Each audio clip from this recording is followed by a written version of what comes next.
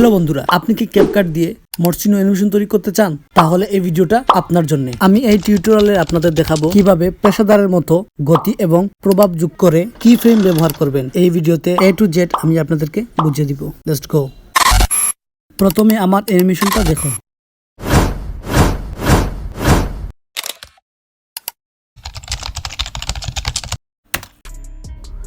So চলে আসবেন আপনি আপনার ফোনে আসার পরে ক্যাপকাট অ্যাপসটিকে ওপেন করে নেবেন।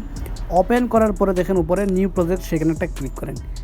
ক্লিক করার পরে আপনি যে ভিডিওতে কি ফ্রেম অ্যানিমেশন ব্যবহার করবেন সেই ভিডিওটা সিলেক্ট করবেন। আমি যেহেতু আপনাদেরকে টিউটোরিয়াল দেখাচ্ছি তার জন্য আমি একটা ব্যাকগ্রাউন্ড নিয়ে নিলাম। দেখেন ব্যাকগ্রাউন্ডটা চলে আসলো। এখন আমাকে সেই কি ফ্রেম অ্যানিমেশনটা ব্যবহার করতে হবে। তার জন্য আমাকে ওভারলেতে ক্লিক করে একটা পিএনজি সিলেক্ট করতে হবে। এখান থেকে মনে করেন আমি এই ইউটিউবের লোগোটা সিলেক্ট করলাম। তারপরে হচ্ছে আমি এটাকে আকারে ছোটো করে দিব। এখন খেয়াল করেন গাইজ, আমি যেই পিএনজিটা সিলেক্ট করছি সেই পিএনজিটার উপর ক্লিক করে আমি একদম সেই পিএনজিটাকে একদম উপরের কর্নারে নিয়ে যাব, বাম দিকের কর্নারে নিয়ে যাব। এখন হচ্ছে গাইজ সেই পিএনজিটার উপর ক্লিক করে এখানে দেখেন কি ফ্রেমের একটা লোগো আছে, সেই লোগোতে একটা ক্লিক করবেন। ক্লিক করার পরে দেখেন এখানে একটা চিহ্ন চলে আসছে।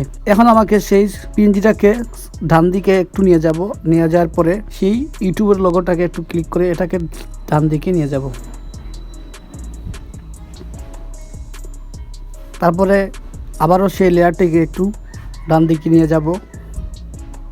আবার ইউটিউবের লোগোটাকে একটু নিচে নিয়ে আসবো।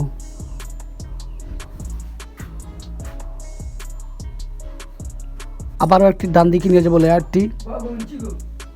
এখন পিএনজিটাকে সিলেক্ট করে ইউটিউবের লোগোটাকে সিলেক্ট করে আবার বাম দিকে নিয়ে যাব। বাম দিকে নিয়ে যাওয়ার পরে আমার কি ফ্রেম অ্যানিমেশনটা তৈরি হয়ে গেছে। এখন আপনি যদি চান এই কি ফ্রেমের গতি বাড়াতে বা গতি কমাতে, তার জন্য আপনি সেই কি ফ্রেমের লোগোটি একটা ক্লিক করবেন। ক্লিক করে সেটাকে দূরত্ব কমিয়ে দিবেন। আপনি যদি সেটার দূরত্ব কমিয়ে দেন তাহলে এটা স্পিড হয়ে যাবে, আর আপনি যদি এটার দূরত্ব বাড়িয়ে দেন তাহলে এটা স্লো হয়ে যাবে। সেরকমভাবে আপনি স্পিড স্লো করতে পারবেন।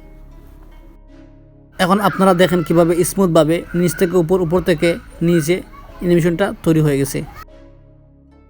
আমি জাস্ট আপনাদেরকে কি ফ্রেম অ্যানিমেশনটা ব্যবহার করতে দেখিয়ে দিলাম। এখন আপনি কি ফ্রেমের সময় দিয়ে ভালোভাবে কি ফ্রেম অ্যানিমেশন মেক করতে পারবেন। এখন আপনি কি ফ্রেম দিয়ে টাইটেল, মিউজিক এবং ফটোতে যোগ করতে পারবেন।